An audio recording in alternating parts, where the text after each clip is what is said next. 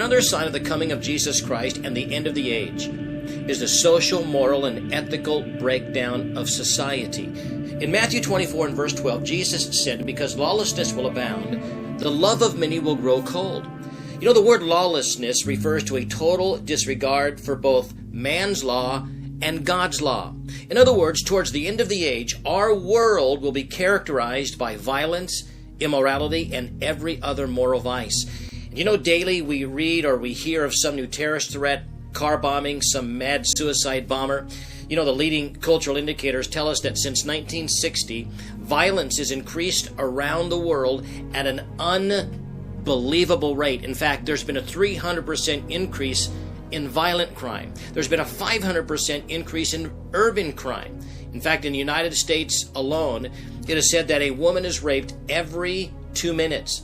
Since the lifting of apartheid, crime in South Africa has just gone haywire. In Cape Town, South Africa, which is one of the most beautiful cities of the world, it is said that a serious crime occurs every 17 seconds, and police have over 1,227,000 unsolved cases under review. Also, in the last 30 years, there's been an incredible increase in immorality. According to the U.S. News and World Report, in 1973, over $10 million was spent on pornography. In 1999, that figure rose to over $1 billion. In 2006, it reached $97 billion a year, and every month, over 72 million men aged between 18 and 34 visit pornographic websites every single month. You might ask, well, listen, is this a problem? Is pornography a problem? The answer is it is. Did you know that the American College of Forensic Psychiatry did 1,000 separate studies and concluded that screen sex always leads to real sex? You see, due to the rise of pornography, there has been a rise in immorality. In the last 30 years, there has been an incredible increase, 400% increase in teen pregnancy, a 400% increase in the divorce rate. In fact, 50% of all those who divorce cite internet pornography as the main cause. There's been a 300% increase in single-parent homes. In fact, it is said that 50 years ago, divorce was literally unheard of.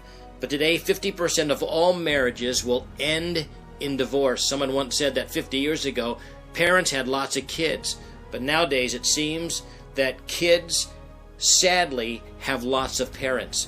This all reminds us of the words of Paul. These words found in 2 Timothy chapter 3, verse 1 and 4. Paul said, "But know this, that in the last days, these are the days in which we live." He says, difficult times will come. For men will be lovers of themselves, they'll be lovers of money, they'll be boasters, they'll be proud, they'll be blasphemers, disobedient to parents, they'll be unthankful, unholy, unloving, unforgiving, slanderers, without self-control. They'll be brutal, despisers of good, traitors, headstrong, haughty, lovers of pleasure rather than lovers of God. An extraordinary situation in Seattle. Calls for racial justice and turmoil across the country have resulted in a takeover of one part of Seattle. As the standoff continues, there's now a war of words between the president and local officials. A stunning moment as protesters take over an entire neighborhood in Seattle and declare it an autonomous free zone. The streets are barricaded. Men with assault rifles stand guard at checkpoints. They painted over surveillance cameras. The sign says, "Welcome to the Capitol Hill Autonomous Zone," CHAZ for short.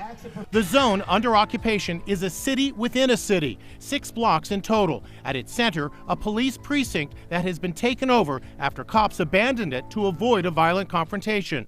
Inside Edition cameras were inside the zone today.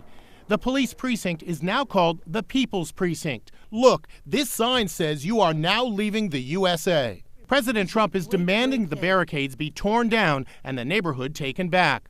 Domestic terrorists have taken over Seattle. Take back your city now. If you don't do it, I will. These ugly anarchists must be stopped immediately. Seattle Mayor Jenny Durkan responded, "Make us all safe. Go back to your bunker. Black Lives Matter." White House Press Secretary Kayleigh McEnany appeared on Fox News today. Does the president plan to use military action on the streets of Seattle? Well, the president's message is that he will secure the streets in this country. Inside the zone, there are free concerts, free food at a store called a No-Cop Co-op, Even movie night in a public square. Black Lives Matter has been painted on the street in huge letters. And social distancing, forget about it. There are also disturbing allegations from cops. We have heard anecdotally reports of citizens and businesses being asked to pay a fee to operate within this area. This is the crime of extortion.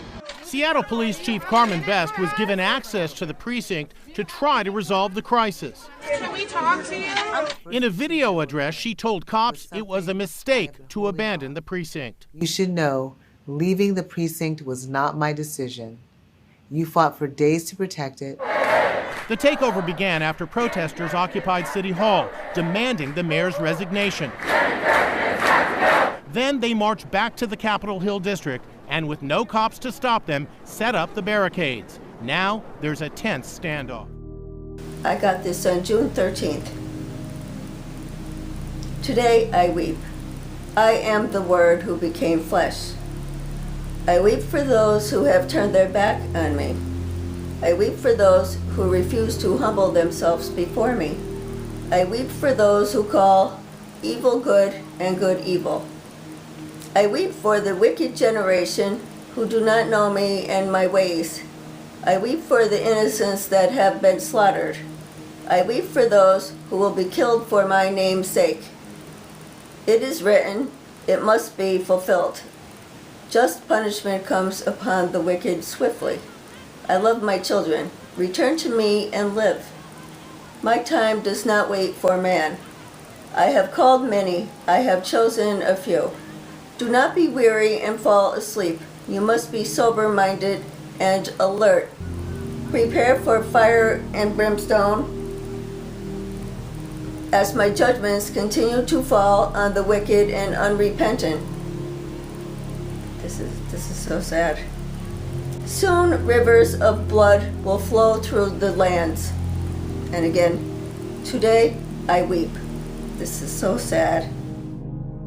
And friend, these are the days in which we live. Therefore, we must shine as salt and light to this lost world, pointing people to Jesus Christ, who can set men and women free. Jesus is coming again. Friends, let's get ready and let's stay ready for the return of the Lord. May the Spirit of God take the Word of God and change you with it today.